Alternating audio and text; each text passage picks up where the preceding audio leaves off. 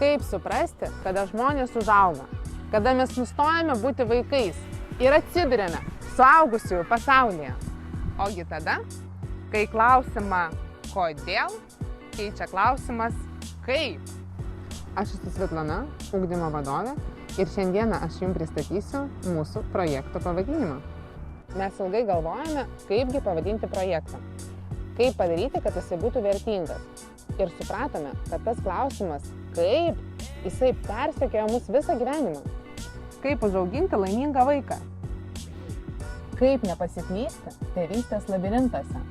Kaip išvirti skanią sriubą?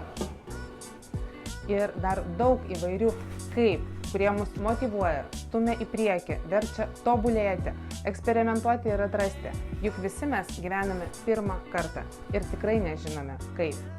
Tad šio projekto filosofiniu pagrindimu ir tuo pačiu pavadinimu tapo kasdienybė neišvengiamas klausimas kaip.